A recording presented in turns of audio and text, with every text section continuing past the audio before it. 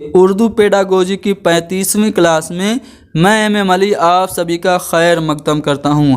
आज की अपने इस वीडियो में हम लोग सीटेट के उर्दू के सिलेबस के मुताबिक 10वें टॉपिक जिसका नाम है NCF 2005 यानी कि नेशनल करिकुलम फ्रेमवर्क 2005 को डिस्कस करेंगे, जिससे हिंदी में कहा जाता है राष्ट्रीय पटचर्या की रूपरेखा और उर्दू में इसका नाम है कौमी दरसियात का खाका। इससे मुताल्लिक हम लोग सभी अहम जानकारियों को हासिल करेंगे और इससे रिलेटेड जो सवालात सीटेट में अब तक पूछे गए हैं उन्हें भी हल करेंगे। यहाँ से एक सवाल सीटेट में ज़रूर पूछा जाता है, तो आप लोग इस वीडियो को आखिर तक देखेंगे और इस वीडियो को लाइक करेंगे, शेयर करेंगे और चैनल को ज़रूर सब्सक्राइब करेंगे। इस वीडियो के बाद एक और वीडियो आएगी जिसका नाम होगा राइट टू एजुकेशन एक्ट, शिक्षा का अधिकार अधिनियम सन 2009। उस वीडियो के ख़त्म होने के बाद सीटेट का उर्दू का सिलेबस भी मुकम्मल हो जाएगा और जब सिलेबस मुकम्मल हो जाएगा तो हम 3 मैराथन क्लासेस लेके आएंगे। मैराथन क्लास की 3 वीडियोज़ होंगी, ठीक है। तीनों वीडियोज़ में हम सभी टॉपिक से कुछ चुनिंदा और इम्पोर्टेंट क्वेश्चंस को जमा करेंगे और बारी बारी से तीनों वीडियो में शामिल कर देंगे। अगर आप लोगों ने अब तक सिलेबस के मुताबिक सभी वीडियोस नहीं देखी, कोई बात नहीं, आप इन तीनों वीडियोस को देख लीजिएगा। इंशाल्लाह आपका सीटेट में 30 नंबर ज़रूर आ जाएगा। तो चलिए शुरू करते हैं और समझ लेते हैं NCF क्या होता है। कहा यह जा रहा है कि बच्चों की स्कूल की ज़िंदगी और उनकी बाहर की ज़िंदगी से हम आहंग होनी चाहिए, यानी बच्चों का जो स्कूल का नॉलेज है वो बाहर की जो ज़िंदगी है उससे कनेक्टेड होना चाहिए। ऐसा नहीं है कि स्कूल में कोई अलग ज़िंदगी बच्चे गुजारें और बाहर कुछ अलग ज़िंदगी गुजारी जा रही हो। स्कूल की ज़िंदगी और बाहर की ज़िंदगी एक जैसी होनी चाहिए। बच्चों के स्कूल के नॉलेज को हमें बाहर की चीज़ों से रिलेट करना चाहिए। स्कूली ज़िंदगी और हकीकी ज़िंदगी के दरमियान फासले ख़त्म होने चाहिए और समाज को तालीमी निज़ाम में मुनासिब कबूलियत मिलनी चाहिए। यानी जो एजुकेशन सिस्टम है उसमें समाज और मुआशरे को भी जगह मिलनी चाहिए। यही बात तो वाइगोस्की कह रहे हैं। वाइगोस्की कह रहे हैं कि social interaction most important factor है लैंग्वेज डेवलपमेंट में। तो अगर आप बच्चों का ओवरऑल डेवलपमेंट करना चाहते हैं तो बच्चों को समाज से रूबरू कराना ज़रूरी है। इसीलिए NCF कह रहा है कि समाज को तालीमी निज़ाम में मुनासिब कबूलियत मिलनी चाहिए। आगे कहा जा रहा है कि मुख्तलिफ मज़ामीन को एक दूसरे से अलग रखने और रट कर सीखने के तरीक़ेकार की हौसला शिकनी होनी चाहिए। आजकल जो रट कर सिखाया जाता है बच्चों को, इसकी मुखालिफत कर रहा है NCF और ये कह रहा है कि आप साइंस को अलग रखते हैं और आप मैथ को अलग रखते हैं और ज़बान को अलग रखते हैं। ये सही नहीं है। आप जब मैथ और साइंस पढ़ा रहे हैं तब भी उसमें ज़बान इस्तेमाल हो रही है, तो इसलिए मुख्तलिफ मज़ामीन को अलग नहीं रखना चाहिए और रट कर नहीं सिखाना चाहिए, ठीक है। उसके बाद NCF कह रहा है कि हमें ये तस्लीम करना चाहिए कि अगर बच्चों को मौका, वक्त और आज़ादी दी जाए तो वो बड़ों से हासिल तजर्बात की बुनियाद पर नई मालूमात मुरतब कर सकते हैं। NCF कह रहा है कि बच्चे अपने बड़ों से क्या कर सकते हैं, एक्सपीरियंसेस की बिना पर खुद से नॉलेज को क्रिएट कर सकते हैं। जो तामीराती नज़रिया तालीम है, जो आपका कंस्ट्रक्टिव या फिर रचनावादी जो विचार है जिसमें वाइगोस्की और पियाजे आते हैं, वो भी तो यही कह रहे हैं कि बच्चे अपनी नॉलेज का खुद से क्रिएट करते हैं, अपने ज्ञान का सृजन बच्चे स्वयं करते हैं। ये बात रचनावादी मनोवैज्ञानिक कह रहे हैं। उन्हीं बात को यहाँ पे NCF भी तस्लीम कर रहा है और कह रहा है कि अगर बच्चों को मौका दिया जाए, वक्त और आज़ादी दी जाए, तो वो बड़ों से जो कुछ भी सीखते हैं उसकी बुनियाद पर वो नए नॉलेज को खुद से क्रिएट कर सकते हैं।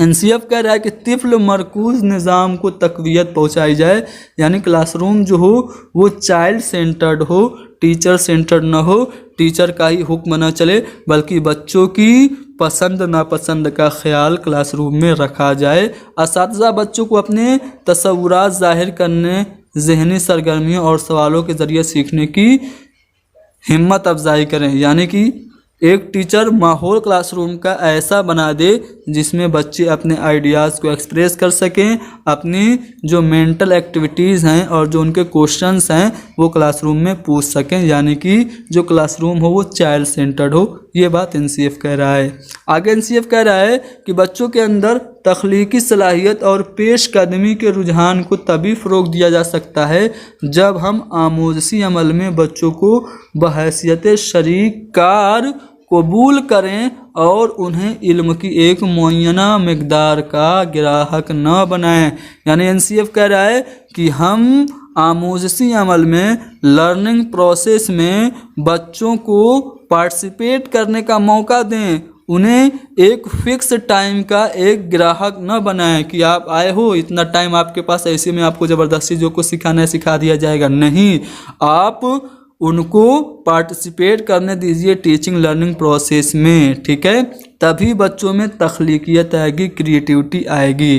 ठीक है, आगे कहा जा रहा है एनसीएफ के ज़रिए कि स्कूल का निज़ामुल औकात लचीला होना चाहिए। जो टाइम टेबल हो वो लचीला हो, ये नहीं कि एकदम फिक्स हो। ठीक है, इस पहली वाली क्लास में हिंदी पढ़ना है तो हिंदी ही पढ़ाई जाए, बच्चों का खेलने का मन है तो उन्हें आप खेलने ना दें, बच्चों को गाना सुनने का मन है तो उसे गाना ना सुनने दें, कोई एक्स्ट्रा करिकुलर एक्टिविटी करने का मन बच्चों को तो उनको आप ना करने दीजिए। नहीं, ऐसा नहीं होना चाहिए। जो निज़ामुल औकात हो, यानी कि जो टाइम टेबल हो वो लचीला होना चाहिए ताकि सरगर्मियों को मुकाम मिले, गतिविधियों को और एक्टिविटीज़ को भी जगह मिले। अंदाज़ा कद्र के जो तरीके हैं, इवेलुएशन के जो मेथड्स हैं ना, ठीक है, जो मेथड्स हों इवेलुएशन के वो कैसे हों, तो इसको भी आपको ध्यान रखना है। इवेलुएशन के जो तरीके हों, इस बात का तयन करें कि तालीमी अमल में जो एजुकेशन प्रोसेस है उसमें उकताहट यानी कि बोरियत ना हो, ज़हनी तनाव ना पैदा करें और उनकी स्कूली ज़िंदगी को मुअस्सिर करें। इवेलुएशन ऐसे कीजिए कि उनको तनाव ना हो, वो बोर ना हो और उनकी जो स्कूल लाइफ है वो इफ़ेक्टेड ना हो।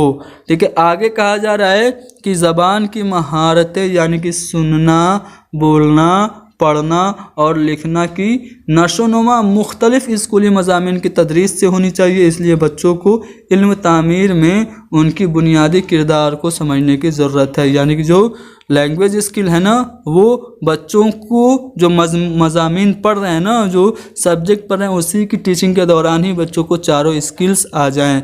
उसके बाद कहा जा रहा है कि सी लिसानी जो फार्मूला है, त्रिभाषाई सूत्र, 3 लैंग्वेज फार्मूला, उसके नफाज के लिए नई पेश कदमी की ज़रूरत है। 3 लैंग्वेज फार्मूला को अप्लाई करने के लिए नए स्टेप्स हमें लेने चाहिए। बच्चों की मादरी ज़बान और कबायली ज़बान यानी कि बच्चों की जो मातृभाषा है और जो उनकी इलाकाई भाषा है, जो उनकी रीजनल लैंग्वेज है, उनको भी ज़रिया तालीम के तौर पर मंजूरी दी जानी चाहिए। ठीक है, आगे कहा जा रहा है कि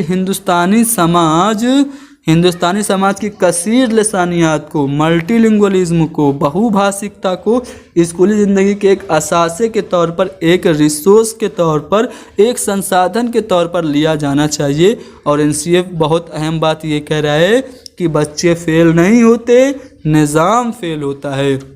अगर कोई बच्चा फेल हुआ तो वो अपने फेलियर को नहीं दर्शाता है, बल्कि वो निज़ाम के फेलियर को दर्शाता है। ठीक है, उसके बाद ये कहा जा रहा है कि इब्तदाई दर्जात में मादरी ज़बान में तालीम दी जानी चाहिए। जैसा कि आप जानते हैं, राइट टू एजुकेशन एक्ट में इस बात की भी तस्दीक की गई है कि बच्चों को प्राइमरी लेवल पर कम से कम 8 क्लास 1 to 8 तक उनको मादरी ज़बान में पढ़ाइए। आगे कहा जा रहा है कि ज़ात पात, जिन्स, अकीदा, मसलक, मज़हब से कतई नज़र होकर हर एक को तालीम के यकसा मौका देना चाहिए। जात पात नहीं करना है, ठीक है, बिल्कुल बच्चों में भेदभाव नहीं करना है, ठीक है, उनका डिस्क्रिमिनेशन नहीं करना है। ठीक है, जो तदरीसी उसूल हों वो ठोस से मुजर्रद की तरफ हों, यानी कि फ्रॉम कंक्रीट टू एब्स्ट्रैक्ट हों, और मालूम से नामालूम यानी कि आपके ज्ञात से अज्ञात की ओर हों। ठीक है, इनका आप ज़्यादा इस्तेमाल कीजिए, यानी कि जो मैगजीन्स ऑफ टीचिंग हैं उनका आप इस्तेमाल कीजिए। तो ये सभी एनसीएफ से रिलेटेड बातें आपने समझ ली। अब हम इससे मुताल्लिक सवालात को देखते हैं। चलिए एनसीएफ से रिलेटेड भी कुछ क्वेश्चंस को सॉल्व कर लेते हैं। कहा जा रहा है कि दर्ज झेल में से कौन एनसीएफ के यानी कि नेशनल करिकुलम फ्रेमवर्क 2005 कौमी दरसियात का खाका सन 2005 के रहनुमा उसूलों में शामिल नहीं है। एनसीएफ के कुछ रूल्स हैं, ठीक है, जो कि आपको पढ़ाया जा चुका है, ठीक है। पूछा ये जा रहा है कि इन चारों में कौन एनसीएफ के जो रूल्स हैं, प्रिंसिपल्स हैं, उनमें इंक्लूडेड नहीं है। पहला ऑप्शन है स्कूल के बाहर की ज़िंदगी से मालूमात को जोड़ना। दूसरा है रटी हुई आमोजिश के तरीका को तर्क करना, छोड़ देना, इस बात की यकीन दहानी, या फिर निसाब को दरसी किताब पर, सिलेबस को टेक्स्ट बुक पे डिपेंडेंट होना, या फिर इम्तिहान को मज़ीद लचकदार यानी कि फ्लेक्सिबल होना और क्लासरूम की ज़िंदगी से मरबूत होना चाहिए। तो एनसीएफ क्या कह रहा है? एनसीएफ सबसे पहले तो ये कह रहा है कि आप क्या कीजिए, स्कूल के बाहर की ज़िंदगी से बच्चों के नॉलेज को जोड़िए। पहला वाला ऑप्शन बिल्कुल सही है। एनसीएफ ये भी कह रहा है कि आपको रटना नहीं है, रटने के तरीके को आप छोड़ दीजिए, ठीक है। तो ये बात भी एनसीएफ के प्रिंसिपल में शामिल है। लेकिन एनसीएफ हरगिज़ ये नहीं कह रहा है कि आप दरसी किताब पर ही मरकूज रहिए, टेक्स्ट बुक पे ही डिपेंडेंट रहिए, पाठ्य पुस्तक पर निर्भरता, इस बात की एनसीएफ सख्त मुखालिफत और विरोध करता है।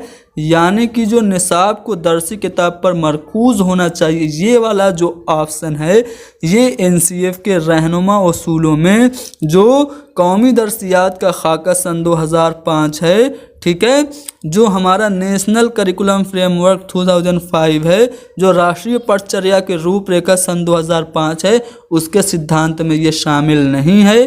तो हमारा जो जवाब होगा वो सी वाला ऑप्शन होगा। चौथा ऑप्शन भी देख लीजिए, इसमें कहा जा रहा है कि इम्तिहान को मज़ीद लचकदार होना चाहिए, फ्लेक्सिबल होना चाहिए, ठीक है। ये नहीं कि ज़बरदस्ती बच्चों को एग्ज़ाम दिलवाया जाए और उसमें उनका कम नंबर आए तो उनको सख्त सज़ा दी जाए। नहीं, एग्ज़ाम फ्लेक्सिबल हो और क्लासरूम की ज़िंदगी से रिलेटेड हो। तो इसलिए ये भी एनसीएफ के उसूल में शामिल है। जो शामिल नहीं है वो तीसरा वाला ऑप्शन है, जो हमारा जवाब हो जाएगा। आगे बढ़ते हैं अगले सवाल पे। इसमें ये कहा जा रहा है कि एनसीएफ के मुताबिक, जो नेशनल करिकुलम फ्रेमवर्क 2005 है, उसके मुताबिक एक टीचर क्या मालिक होता है, रहनुमा यानी कि मार्गदर्शक होता है, या फिर सहूलतकार होता है यानी कि सुगम करता होता है, या फिर दोस्त होता है। तो एनसीएफ के मुताबिक जो टीचर होता है वो फैसिलिटेटर होता है, सुगम करता होता है, सहूलतकार होता है। अगला सवाल देखते हैं। इसमें यह कहा जा रहा है कि एनसीएफ के मुताबिक अंग्रेज़ी पढ़ने का या पढ़ाने का मकसद तख्लीक करना है।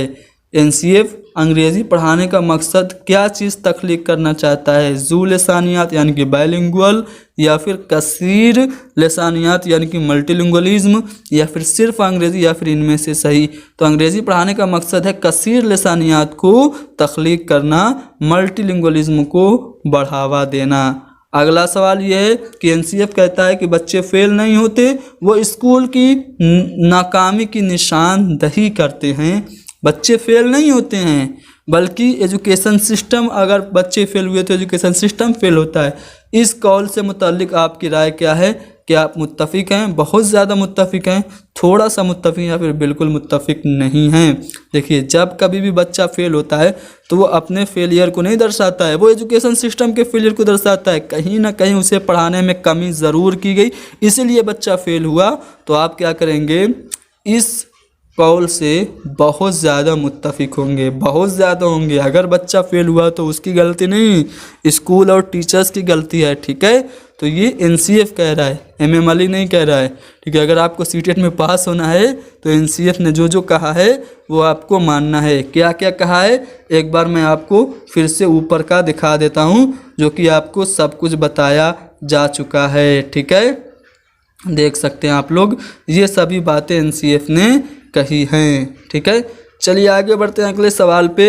एनसीएफ 2005 तजवीज़ करता है, रिकमेंड करता है कि 25 से 40% सवालात जो हों वो कैसे हों, मुख्तसर जवाब वाले की, यानी कि वेरी शॉर्ट टाइप क्वेश्चंस हों या फिर MCQs हों या फिर लंबे लंबे सवाल हों या फिर मिंदरजा वाला सभी, तो NCF कहता है कि आप लगभग 25 से 40% जो क्वेश्चन रखो वो वेरी शॉर्ट टाइप क्वेश्चन रखो। ठीक है, तो यहाँ पे पहला वाला ऑप्शन सही हो गया। इस बात की सिफारिश की गई कि इब्तदाई दर्जात में बच्चों की तालीम मादरी ज़बान में होनी चाहिए। NCF सिफारिश कर रहा है कि बच्चों को मादरी ज़बान में पढ़ाओ। ठीक है, NCERT कह रहा है, उसके बाद आपका RTE एक्ट कह रहा है कि बच्चों को मादरी ज़बान में पढ़ाओ।